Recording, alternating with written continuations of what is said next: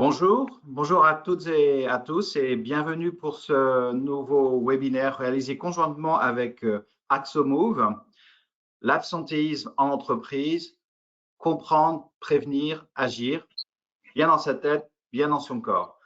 Je me présente, Christian Mingui, je suis consultant senior global chez Workplace Options et du côté de Workplace Options, je suis accompagné d'Emmanuel Fourcade, qui est responsable du pôle d'accompagnement au retour à la santé et à la vie active, et Olivier Caverne, responsable de la coordination des accompagnements de la santé physique chez Workplace Options. Du côté d'AxoMove, Boris? Oui, bonjour Christian, merci pour cette introduction. Donc moi je m'appelle Boris Lévesque, je suis un des dirigeants d'AxoMove et donc je dirige voilà l'ensemble des activités avec notre activité principale qui est de mettre à disposition des assureurs et des entreprises une clinique digitale. Donc on est une clinique digitale qui est spécialisée dans la santé physique, à la fois en rééducation et en prévention, avec pour les entreprises et les assureurs un focus particulier sur les troubles musculo-squelettiques, mais pas que. Et donc m'accompagne du côté d'AxoMove pour ce webinaire Pierre-Yves Carlier, qui est responsable de l'équipe de professionnels de santé qui sont composés de kinésithérapeutes et kinésithérapeutes préventeurs et qui m'accompagnera pour tout l'aspect accompagnement des salariés dans la prévention santé physique, mais aussi la prévention santé mentale, qui est l'objet de ce webinaire aujourd'hui, de complémentarité entre les approches de WPO et les approches d'AxoMove pour le bien-être physique et mental des salariés. Oui, vous l'avions annoncé sur les réseaux sociaux déjà le mois dernier.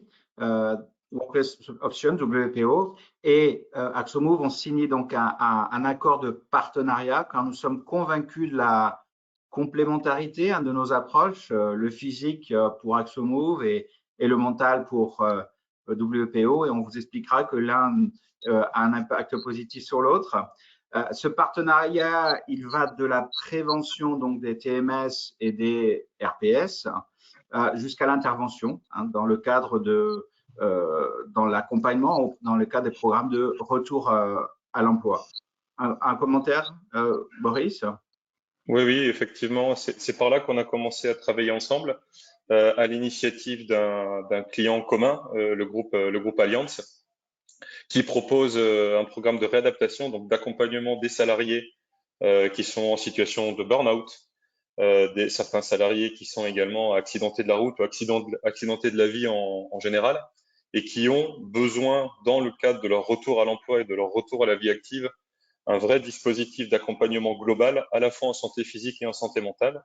Et donc, on a démarré des premiers accompagnements de ces salariés-là pour ensuite faire grossir ce partenariat et pouvoir intervenir et prendre en charge les personnes le plus tôt possible avant que la pathologie soit là, donc en prévention primaire, en prévention secondaire, et également évidemment pérenniser ce qu'on a mis en place avec ce client commun-là sur la prévention tertiaire / maintien et retour à l'emploi. Merci Boris pour toutes ces précisions. Moi, j'ajouterai juste une précision technique. Vous pouvez poser des questions, on y répondra à l'issue du webinaire qui devra durer, notre présentation qui devra durer un peu moins d'une demi-heure. Donc, vous avez une boîte de dialogue, de questions. Vous pouvez nous poser ces questions et on vous répondra à la fin. Un point d'introduction sur la problématique, on parlait d'absentéisme. Workplace Options a publié en juin dernier son dernier baromètre sur les arrêts de travail, donc réalisé avec BVA, sur la période de mai 2022 à avril 2023, donc plutôt post-Covid. Selon cette enquête, ce qui apparaît très bien, c'est que la santé mentale et les TMS représentent plus de la moitié des arrêts de travail hors maladie ordinaire. Alors, bien sûr, avec des variations suivant les secteurs, mais on est à 31% pour la santé mentale. Et puis, avec des salariés qui donc associent moitié-moitié à ces problématiques d'arrêt de travail liées à une problématique de santé mentale, soit liées au travail, et l'autre moitié soit liée à des problématiques personnelles. Dans le cas des TMS, hein, il y a des disparités sur les secteurs d'activité, mais par exemple, on a 28% effectivement sur cette enquête à nouveau de personnes en arrêt de travail liées à des problématiques identifiées de troubles musculo-squelettiques. Alors justement, Boris, quel est l'impact de la santé physique sur l'absentéisme? Alors, dans la santé physique et particulièrement les TMS, donc les troubles musculo-squelettiques, il y a vraiment trois choses importantes à retenir. Le premier, c'est qu'en France, le terme TMS, il est très associé au monde du travail. Et donc, quand on entend TMS dans la plupart des entreprises, on pense tout de suite maladie professionnelle reconnue, au sein desquelles, d'ailleurs, les TMS représentent plus de 90% de ces maladies professionnelles. Par contre, on se rend compte que, par définition, les troubles musculo-squelettiques, il n'y a pas que le travail qui provoque des troubles musculo-squelettiques, mais il y a notre hygiène de vie au global qui provoque les TMS. Et donc, les TMS, ça touche vraiment les os, les articulations, les tendons, les muscles, les nerfs. Et donc, on va retrouver dans cette catégorie de pathologies ou de maladies, en numéro un et de très loin, la lombalgie, tout ce qui est cervicalgie, les problématiques d'arthrose aussi aux hanches et aux genoux. Et donc, c'est Amélie qui nous dit ça. Amélie rapporte que 30% des arrêts de travail sont dus à des troubles musculo-squelettiques liés au travail ou liés à nos habitudes de vie. Et donc, dans les statistiques que l'on vous enverra post-webinaire, on va retrouver dans les problématiques d'absentéisme les TMS liés au travail, mais aussi finalement dans les maladies dites ordinaires, donc dans les arrêts de travail liés à ces maladies ordinaires, il y en a beaucoup qui sont liés également à des maladies musculo-squelettiques. Et donc, je citais la lombalgie tout à l'heure à elle seule, qui représente, quand on regarde les raisons de consultation d'un médecin généraliste, la lombalgie tombe dans le top 10 de ces raisons de consultation. Donc, on voit que c'est vraiment une problématique de société, bien au-delà du monde du travail. Et le troisième élément que je souhaitais mettre en avant, c'est également ce qu'on appelle le présentéisme.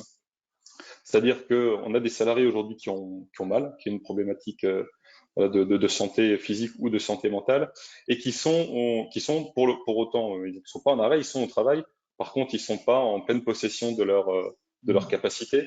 Donc, il y a vraiment également matière à agir et à prendre en charge ces personnes-là pour qu'ils soient, entre guillemets, le plus performants possible parce qu'ils seront en meilleure santé et en pleine capacité de leurs moyens.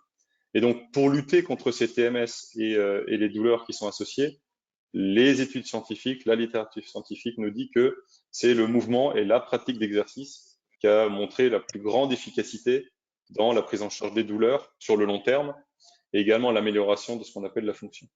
Et donc, pour vous parler des bienfaits du mouvement sur la santé au global des personnes, je vais laisser mes collègues Pierre-Yves, Emmanuel et Olivier rentrer un peu plus dans des cas concrets d'accompagnement. Pierre-Yves ? Bah oui, avec plaisir. Donc, moi, c'est un peu effectivement le lien qu'on peut avoir sur la santé physique, la santé mentale, sur ces problématiques d'absentéisme, de présentéisme qui ont été données là. Elles sont hyper importantes et nous, on le sent à la fois en rééducation et sur ce qu'on fait en prévention dans les entreprises, hein.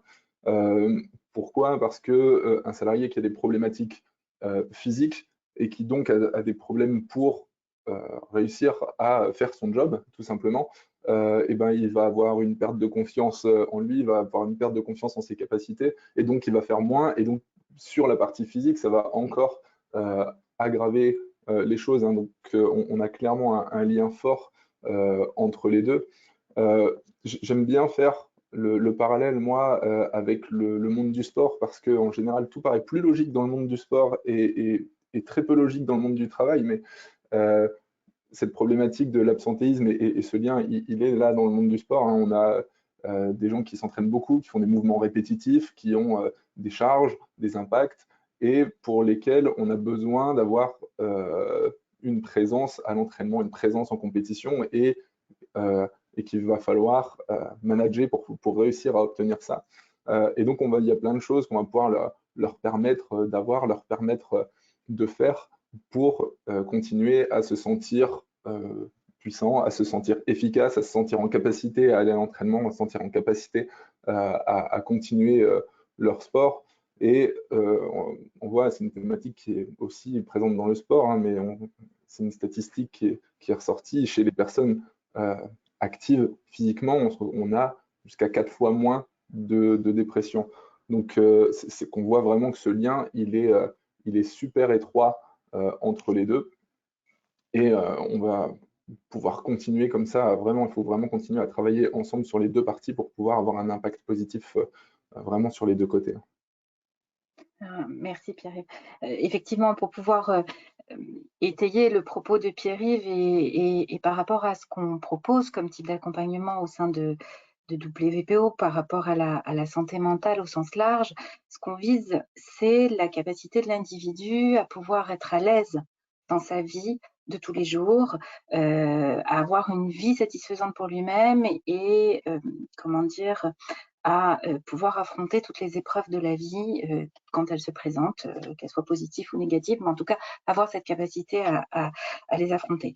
Et effectivement, dans la prise en charge de la santé mentale, on s'appuie beaucoup au niveau de notre approche au sein de WPO sur un modèle qui est holistique, pluridimensionnel, à l'instar de ce qu'on trouve du modèle développé par Hunkel, biopsychosocial. C'est-à-dire qu'on va travailler sur à la fois le champ physique, biologique, mais aussi le champ psychologique pour arriver au champ social.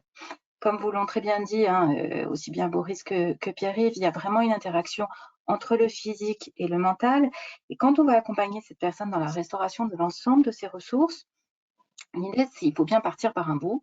Et on va démarrer effectivement par l'activité physique. On l'a vu, ne serait-ce qu'une séance d'activité physique, ça peut avoir un effet détendant, relaxant, voire même les études le montrent, ça peut être équivalent à certains anxiolytiques.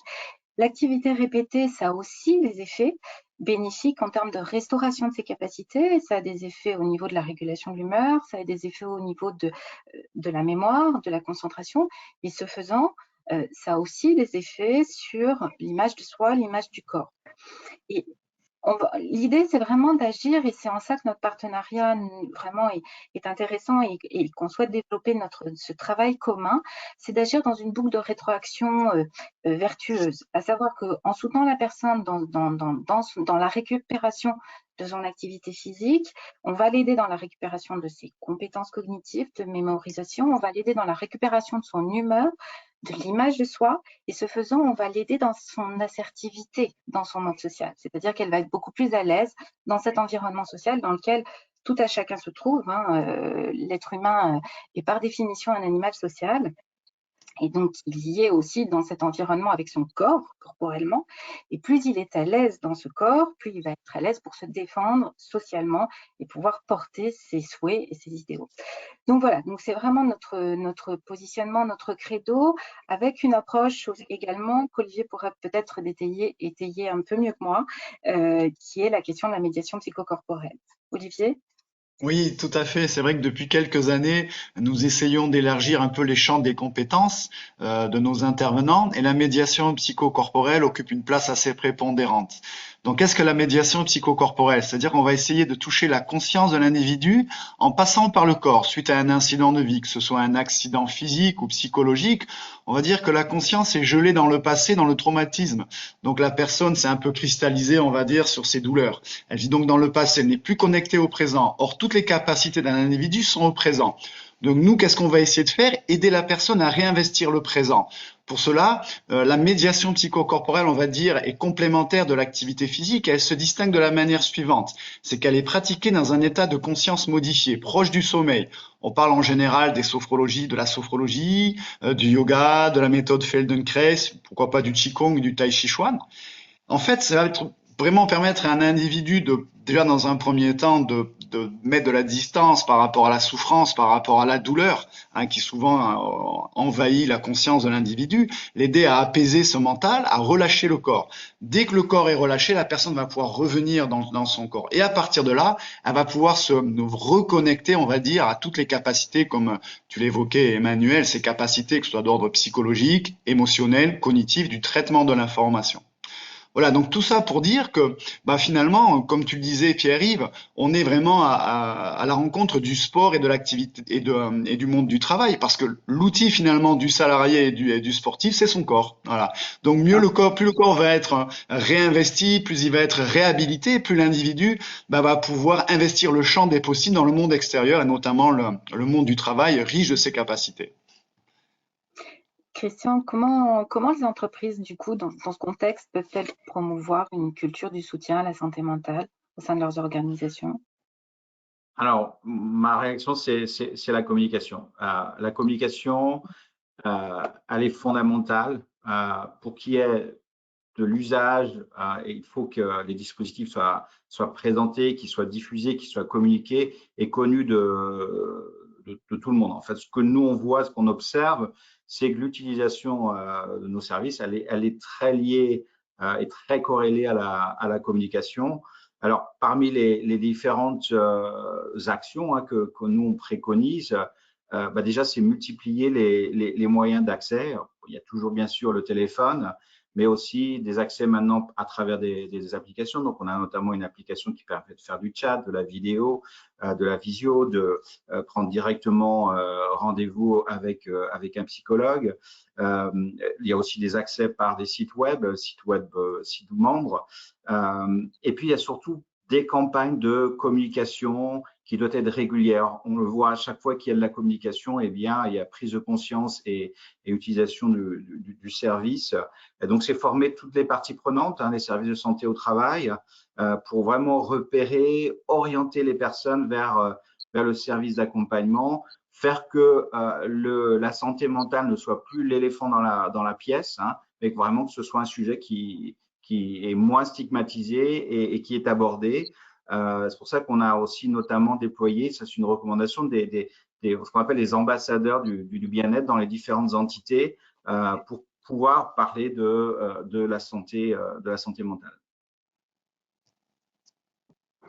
Effectivement, et pour compléter les propos de Christian par rapport aux ressources disponibles aux salariés qui ont besoin d'un soutien en matière de santé mentale et de santé physique, on propose également ce genre d'approche avec de la communication qui garantit la bonne diffusion de nos solutions au sein des entités pour permettre les bonnes prises en charge au bon moment, que ce soit très amont ou très aval. Donc, c'est nécessaire que les gens aient connaissance de ces dispositifs pour ensuite les solliciter et se faire accompagner. Donc, pour la santé physique, il y a notre équipe de kinésithérapeutes, Pierre-Yves en premier, et puis toute son équipe, pour accompagner les salariés de manière individuelle à reprendre possession de leur corps et de les accompagner dans la gestion de leur douleur au quotidien et dans la gestion des TMS.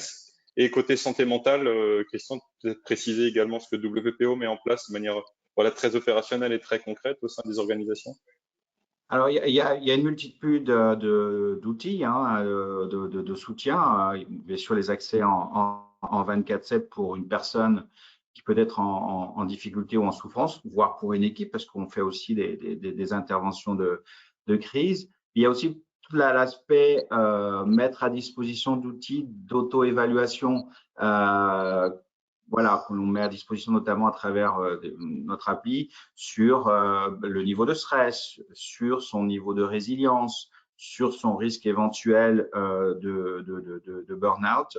Donc, c'est toujours s'auto-évaluer pour prendre conscience qu'à un moment donné, on est en risque et donc aller vers une prise en charge ou en tout cas mettre en place des actions pour réduire ce stress et prévenir un burn-out notamment. Et puis, il y a aussi, les gens n'appellent pas forcément pour une problématique parce qu'ils n'ont pas forcément identifié, ne veulent pas forcément aussi faire le premier pas. D'où l'approche vraiment que nous on prône, qui est une approche holistique. Les salariés peuvent nous contacter, par exemple, pour des difficultés de la vie quotidienne, des problématiques d'équilibre vie pro, vie perso, une situation d'aidant qui peut être extrêmement stressante. Le service social, par exemple, peut être sollicité. Là, on voit beaucoup de situations actuellement de difficultés financières ou de logement qui sont bien évidemment source de stress. Donc, c'est vraiment aussi multiplier les points de contact et les raisons de solliciter les services et de solliciter un accompagnement. Justement, alors, pour revenir sur la notion de santé physique, quelle habitude simple à mettre en place pour garder une bonne santé physique, peut-être, Pierre-Yves? Ouais, bah, tout à fait. Il y a plein d'habitudes très très simples à mettre en place, hein. Avant ça, je voudrais me remettre un peu dans le contexte, c'est qu'effectivement, vous avez super bien décrit la manière dont les solutions peuvent être déployées. Et après, tout l'intérêt, c'est que les gens puissent se l'approprier pour retrouver du pouvoir, comme et ça a été dit déjà tout à l'heure, et retrouver de l'autonomie. Et donc, c'est là-dedans, en fait, qu'on va pouvoir avoir plein de bonnes habitudes en individuel. Je reprends rapidement, parce on l'a fait plusieurs fois, l'exemple du sport, hein. Comment ils font les athlètes pour pouvoir perdurer? Ben, ils ont la possibilité d'avoir un échauffement, de la récupération, de la préparation physique, des soins, etc. Et ben, ça existe dans le monde du sport. Dans le sport, chaque personne est un peu un athlète dans son travail, donc on a la même chose, on a la possibilité d'avoir des échauffements quand il y a des ports de charge, des mouvements répétitifs, un travail de mobilité, du renforcement, des étirements, des conseils pour y aller de manière progressive. Donc ça, c'est possible de le mettre en place. Mais bon, quand on a dit ça, on n'a pas dit grand-chose. Dans le concret, qu'est-ce qu'on peut faire? En macro, déjà, augmenter juste l'activité physique, non pas forcément en prenant un abonnement dans une salle, même si c'est peut être une bonne idée, mais il y a plein d'activités physiques cachées. Aller au travail à vélo, c'est de l'activité physique. Prendre les escaliers, même si ça prend 2 minutes, c'est de l'activité physique dans la journée. Changer de poste de travail, travailler debout un petit peu, ça en est aussi. On peut organiser des réunions en marchant ensemble tant qu'on n'a pas besoin d'avoir un support, plutôt que de s'enfermer dans une petite pièce assis à 4 autour d'une table. Tout ça, c'est possible. Et après, on peut même redescendre encore et voir, oui, il y a des choses, il y a des petits exercices qui sont possibles de faire, soit à la maison, soit même carrément devant son poste de travail, devant l'ordinateur. Là, vous regardez le webinaire, et, on peut, sur la demi-heure qui était là, on peut avoir fait plein de petits exercices sans bouger, pour travailler, pour remobiliser les cervicales, pour travailler sur le dos, même des étirements sur les membres inférieurs. Donc voilà, il y a plein d'activités physiques, de mouvements, de mobilité, d'étirements, de choses pour se faire du bien qui peuvent être cachées et plutôt intégrées carrément dans la journée de travail, et qui permettent d'avoir des effets sur le long terme, oui, mais aussi des effets court terme de sensation de bien-être, hein. Olivier en a très bien parlé tout à l'heure, donc des effets de bien-être immédiats avec des étirements, de l'activité physique. Donc voilà, on a vraiment plein de choses qui sont possibles de faire, quel que soit le poste de travail, que ce soit en usine ou devant le bureau. Il y a vraiment plein de choses qu'on peut mettre en place pour améliorer un peu, ou même beaucoup, sa santé physique, et donc, vous l'avez bien vu, la santé mentale qui va avec. Et tout ça aura un impact énorme sur ce qui nous intéresse aujourd'hui, hein, l'absentéisme et le présentéisme au travail. Un exemple peut-être, Olivier? Oui, un très bel exemple qui va synthétiser. Ouais, un bel exemple qui va synthétiser un petit peu tout ce qui a été dit. Justement, comme le disait Boris, beaucoup d'accidents de voiture et de transport. Une personne, suite à un accident de scooter, me semble-t-il, traumatisme crânien, perte des grandes fonctions cognitives, donc perte énormément de la confiance, plus de mémoire, plus de concentration. Donc une personne qui était vraiment figée dans le trauma et dans le doute, dans l'incertitude. Le corps était figé, l'esprit était figé. Donc nous, on a mis 2 axes de travail. On est parti d'abord sur de la sophrologie pour l'aider à se recentrer, reprendre contact avec ce corps de l'intérieur par rapport à tout ce qui va, c'est-à-dire des sensations vraiment proprioceptives et kinesthésiques, c'est-à-dire d'ancrage, de sensations de répartition du poids du corps. Gros travail sur la respiration pour l'aider à s'apaiser et ressentir à nouveau ce corps, et surtout calmer le mental, calmer le doute, calmer un petit peu toutes ces questions incessantes de qu'est-ce que je vais faire de ma vie. Et à partir de là, une fois qu'il y a eu à peu près, on va dire, ça a été rapide, hein, sur 1 mois et demi, 2 mois, on va parler de 8 heures d'accompagnement en sophrologie, on a couplé ça à de la coordination motrice avec un coach physique, ça tombe bien. On a surfé un petit peu aussi sur les compétences de cette femme qui était footballeuse, qui faisait du foot même à assez haut niveau. Donc il y avait déjà une connaissance du corps et une connaissance assez fine de la motricité, donc c'était vraiment intéressant. À partir de là, donc un coach sportif en activité physique adaptée a mis en place un travail de coordination motrice avec des doubles tâches attentionnelles pour l'aider vraiment à se focaliser, à se reconcentrer, rééduquer la concentration.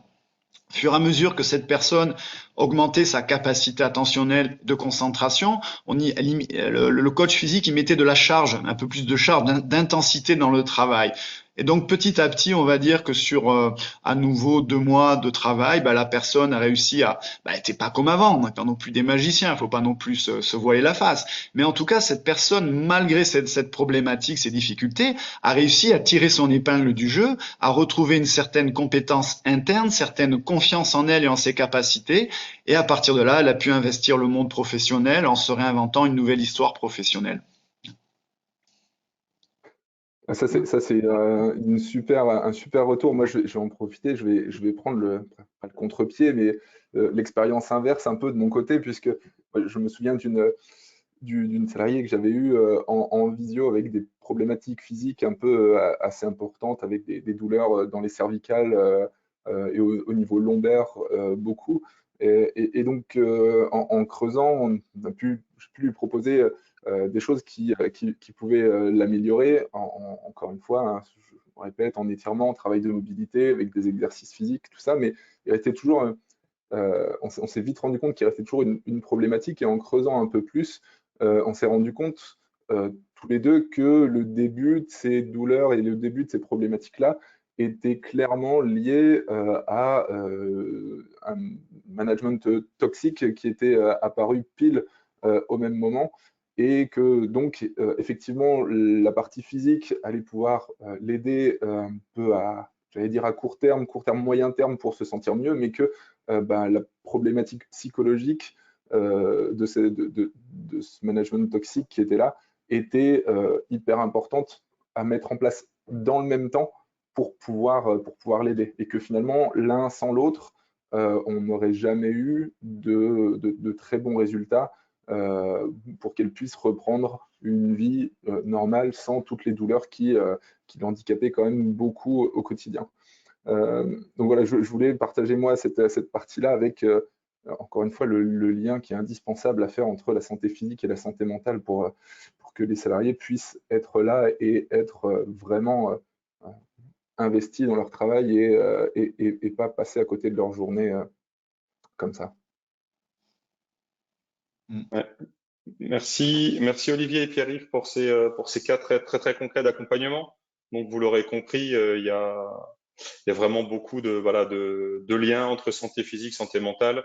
L'un a une influence sur l'autre et inversement. Et donc il y a une vraie logique aussi pour WPO et AxioMove de compléter leurs approches, leurs compétences pour accompagner finalement des salariés au global qui peuvent être dans des cas très différents, en réadaptation ou de manière beaucoup plus précoce. L'objectif étant de les prendre le plus précocement possible avant que le mal n'arrive.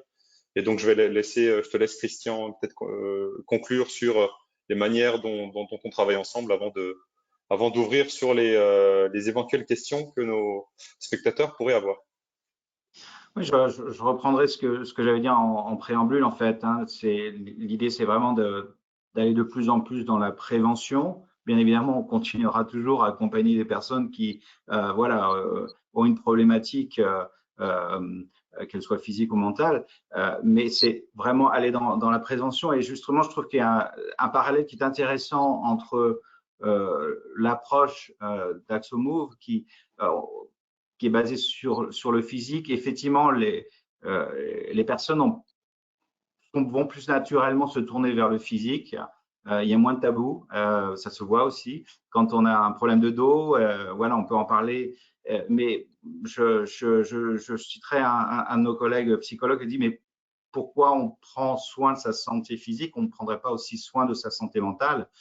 Donc, quand on est très stressé, ma foi, de prendre du temps à soi, de faire de la méditation, de faire tous ces exercices qui font qu'à un moment donné, on maîtrise, on abaisse ce niveau de stress, voire éviter un burn-out.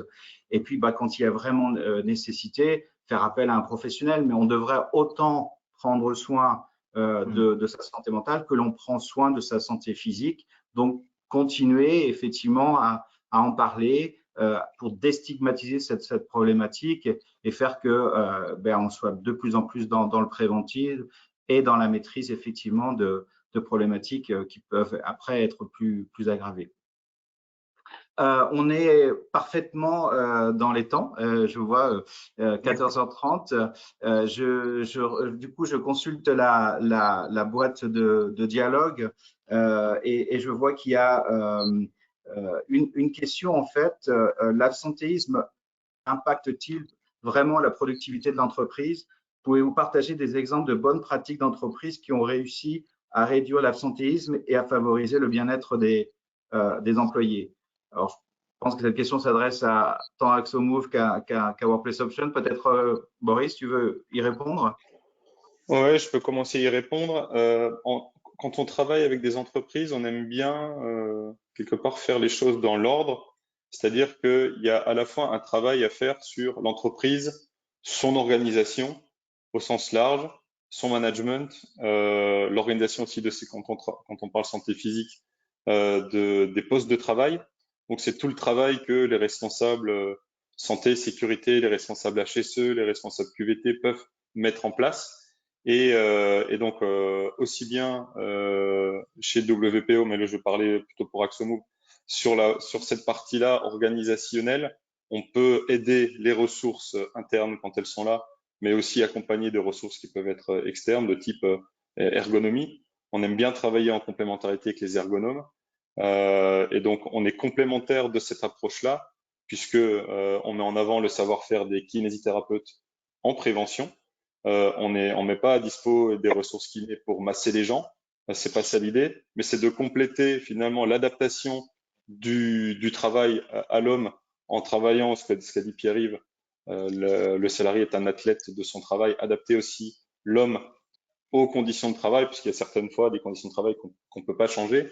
Et donc, on vient compléter cette approche au départ collective sur l'organisation par des approches beaucoup plus individuelles via notre clinique digitale et nos accompagnements.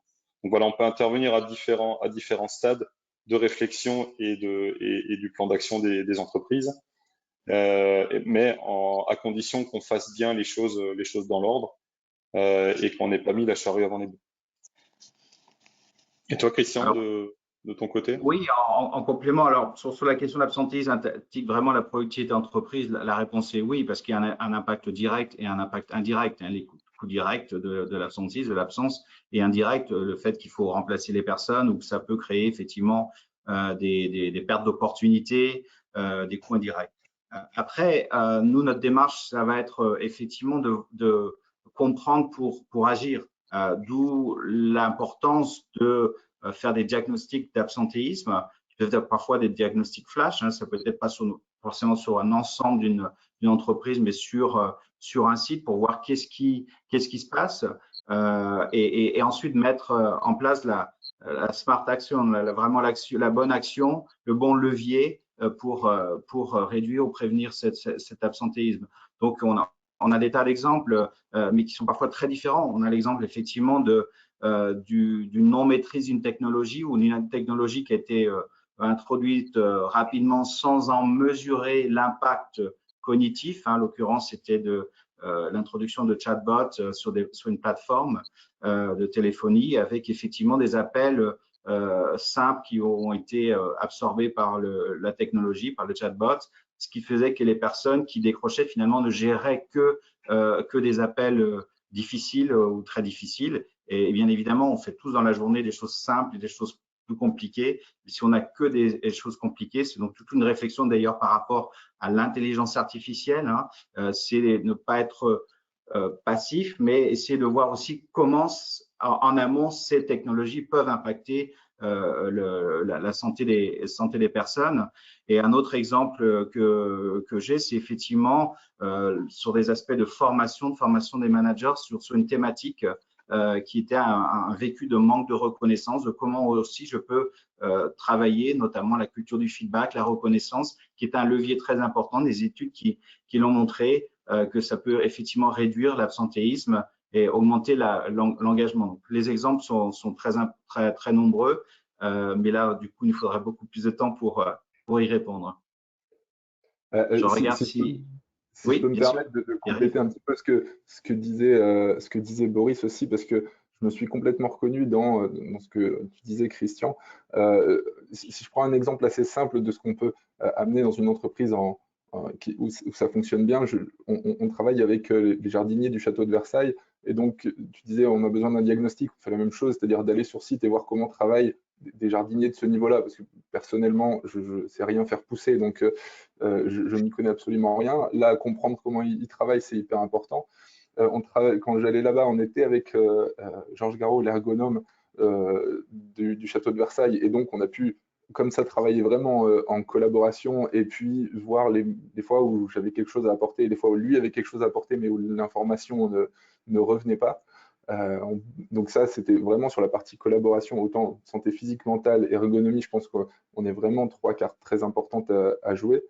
On pouvait faire de la formation et donc avoir un impact sur la prévention primaire, mais surtout après, et ça a déjà été dit, hein, mais mettre en place vraiment un suivi individuel pour aller avec chaque salarié qui avait une problématique propre. Donc c'est hyper intéressant parce que je vois que même si on travaille sur un côté santé physique, santé mentale, finalement l'approche est vraiment très très proche entre les deux organisations. Merci beaucoup Pierre-Yves. Il est temps, je crois, peut-être de terminer ce webinaire.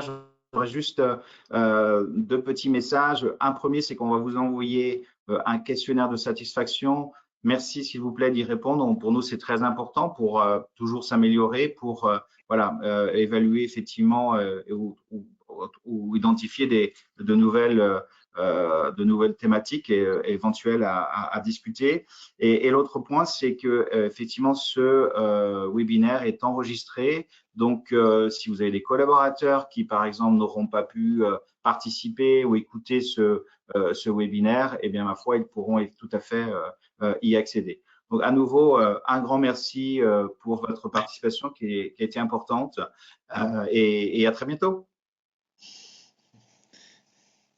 À bientôt. À bientôt. Au revoir. Au revoir.